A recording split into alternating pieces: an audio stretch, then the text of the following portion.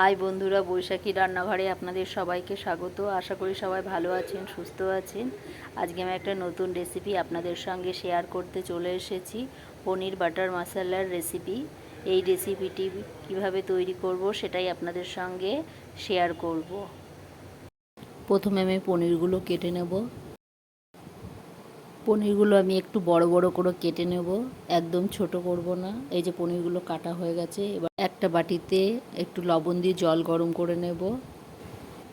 এবার জল আমি পনিরের ভিতরে দিয়ে দেবো। পনিরের ভিতরে দিয়ে আমি 10 মিনিট রেখে দেবো। এখানে আমি আমন্ড বাদাম ভিজিয়ে রেখেছিলাম, বেটে নিলাম। পোস্ত বেটে নেব। কড়াই গরম করে সাদা তেল দিয়ে দিলাম। এবার পেঁয়াজ কুচি দিয়ে পেঁয়াজটা ভেজে নেব। এই যে আমার ভাজা হয়ে গেছে। এবার টমেটো আর লঙ্কা দিয়ে ভেজে নেব। লবণ দিয়ে দিলাম। এবার ঢাকা দিয়ে দেব একটু। এই যে ভাজা হয়ে গেছে। এবার ঠান্ডা বেটে নেব। এখানে আমি পনির জল ঝরিয়ে নিয়েছি। এটা আমন্ড বাদাম বেটে নিয়েছি, জিরের গুঁড়ো, আদা বাটা, এটা পোস্ত বাটা, এখানে গোটা গরম মশলা, তেজপাতা। কড়াই গরম করে বাটার দিয়ে দিলাম, একটু সাদা তেল দিয়ে দিলাম।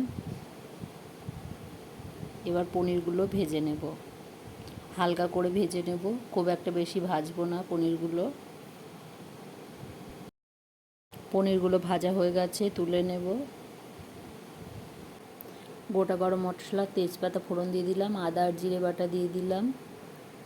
এবার ভাজা পেঁয়াজ আর টমেটো বাটাটা দিয়ে দিলাম, দিয়ে কষিয়ে নেব। আমন্ড বাদাম বাটা দিয়ে দিলাম, পোস্ত বাটাও দিয়ে দিলাম। 5-6 মিনিট কষিয়ে নেব। লবণ দিয়ে দিলাম পরিমাণ মতো। মশলা কষানো হয়ে গেছে, জল দিয়ে দিলাম। ঝোলটা ফুটে উঠেছে। এবার ভাজা পনিরগুলো দিয়ে 3-4 মিনিট ফুটিয়ে নামিয়ে নেব।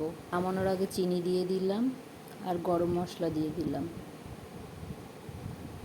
পনির বাটার মশলা রেডি হয়ে গেছে। এবার আমি নামিয়ে নেব।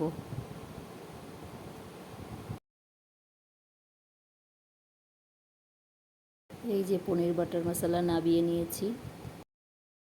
উপর থেকে একটু বাটার ছড়িয়ে দেব আর ফ্রেশ ক্রিম ছড়িয়ে দেব। এই রেসিপিটি আপনাদের যদি ভালো লেগে থাকে একটা লাইক, কমেন্ট এবং প্রচুর শেয়ার করবেন, এবং আমার এই চ্যানেলে যেই বন্ধুরা নতুন সাবস্ক্রাইব করে দেবেন এবং পাশের বেল আইকনটি প্রেস করে দেবেন নতুন নতুন রেসিপির ভিডিও পেতে। আপনারাও বাড়িতে তৈরি করে দেখুন, আপনাদের কেমন লাগলো কমেন্টে আমাকে জানাবেন। আজকে এই পর্যন্তই। আবার অন্য কোনো দিন অন্য কোনো নতুন রেসিপি নিয়ে চলে আসবো।